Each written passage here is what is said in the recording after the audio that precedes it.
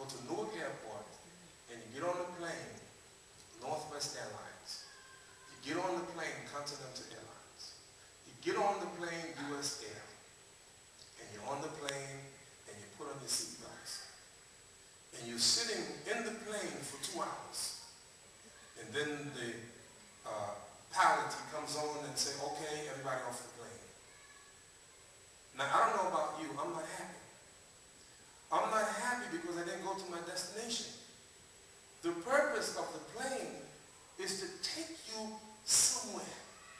The plane is a vehicle to take you somewhere. And so it is, the fast is a vehicle to take you somewhere. So you could say it is a means to an end. On the one hand, but on the other hand, it's also an end in itself. And that is, even if you don't get taqwa from the fast, you get reward from Allah subhanahu wa ta'ala. Everybody understand what I just said? I think you do. It's an end by itself. It has a virtue. By itself is a virtue. If you do it by itself, because Allah said it, you're going to get reward from Allah. But if you do it right, in addition to getting that, you're going to have God consciousness. It's going to develop something in you. So what's in it for me? What's in it for us is closeness to Allah subhanahu wa ta'ala. Hopefully the forgiveness of our sin. Hopefully to go to Jannah. And Allah's great brothers and sisters, think about the gift that He's offered to us. He's offered us the gift of Jannah.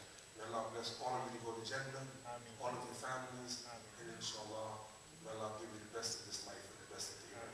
Assalamu alaikum. Allahu Akbar. Thank you very much. Jazakallah khair. May Allah subhanahu wa ta'ala bless your words and put in your words the barakah to bless all our hearts and brothers and sisters, especially in the coming days, beautiful days, the days of Qiyam, the days of Quran, the days of Sabr, the days of Jihad, the days of brotherhood and sisterhood, the days of love and mercy from Allah subhanahu wa ta'ala. Now we have at least, alhamdulillah, 10 minutes we will be with questions and answers. So please, if you have question to our Sheikh, to our Imam, to our leader, Sheikh Siraj, you are welcome. Our sisters, you can ask directly or by writing your questions. Jazakumullah khair.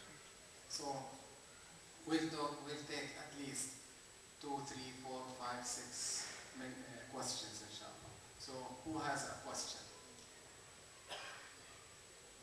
Yes, brother. Sorry. This is a question mostly for the sisters. What do you advise for them to do in their time where they can't fast during the month of Ramadan? That's a fair question. If they can't fast in Ramadan, they can't read the Quran, but they can, by the way, anything I say that's incorrect or debatable, the Sheikh will let us know. But she could at least do dhikr, she could remember Allah subhanahu wa ta'ala. And from what I understand, she can recite the Quran from memory. All right? I'm sorry, our Sheikh. And we have 2 opinions about reciting Quran for the sister in her time, in her period time.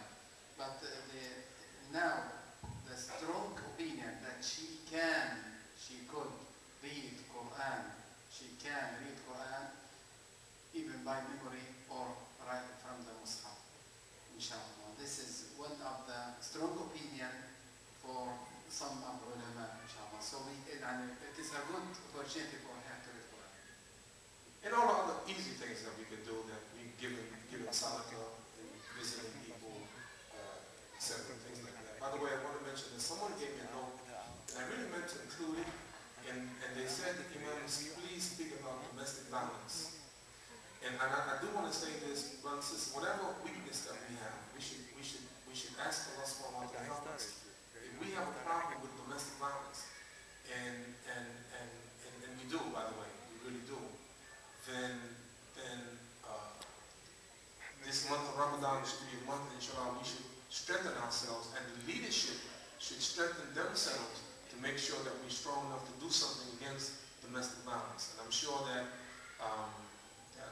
Sheikh and the administration is very aware and very concerned about any of the Muslims that are treated unjustly. So we're going to make sure that we address that.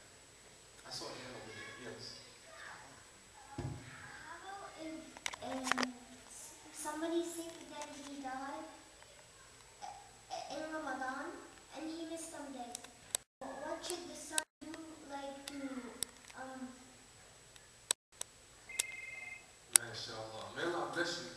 You know, this hadith of the Prophet, peace and blessing be upon him, that if someone owes some months of fasting, then their relatives, the wali, the near relatives should fast for them. Certainly, it's only incumbent upon you when you're alive. So if you owe some days, inshallah, you can fast. You can fast on behalf of someone who has passed in the old days to Allah subhanahu wa ta'ala. Yes.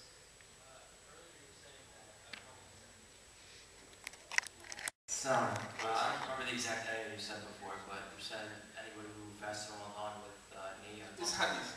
It's hadith. Muttafaqun alayhi. It's Bukhari and Muslim. Okay, so if you don't particularly have you want to build the niyyah, you want to build and talk about to Ramadan. I mean, obviously, I'm going to do it, but I'm just saying, how do we build the niyyah, and how do you want to fast, and how do you perfect that? You see, brothers, let me tell you something. I think it's critical. See if you can appreciate what happened to me one day. I was standing in front of the masjid. It was early in the morning, like 8:30. And there's a man who walked past me with about 3 or 4 children. And one of the children, about 9 years old, was lagging behind, maybe 8 years old, was lagging behind. And he said something like, come on, let's go, come on. And the girl said, no, leave me alone. You are not my father.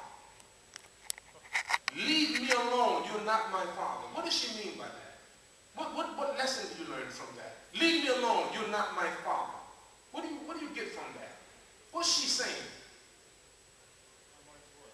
Yeah, you're not in charge of me, but what's the underlying point?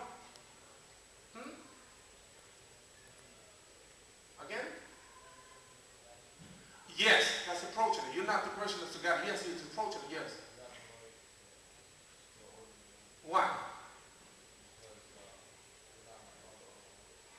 Yes, that's true, yes.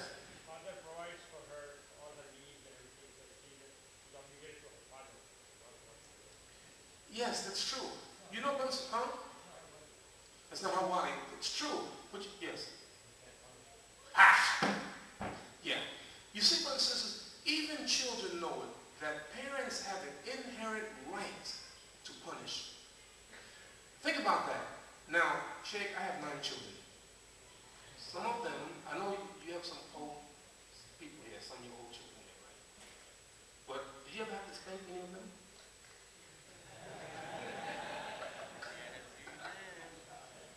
من كان يؤمن بالله واليوم الآخر فليكن قائدا على ياسمين.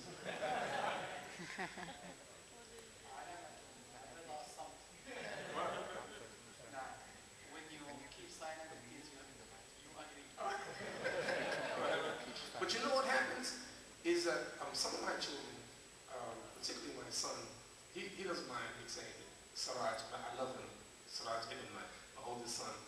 He, of all my children, right, he gave me the most difficulty when he was young. And I remember, like during the month of Ramadan, this is a true story, right? He was about 10 years old. You know Siraj, right? You know him, right? And what I used to do is when I was in the masjid during the day, I would call the house to ask how the children are doing, how's everybody doing, how they're doing with their fast, right? So I was speaking to my daughter Hudra, and I said, put Siraj on the phone, right? And it was about 2 o'clock in the afternoon. And so Siraj got on the phone, and the first thing he said, I wasn't going to eat it. I said, you weren't going to eat what? He said, that toast that I just made. I'm saving it for iftar.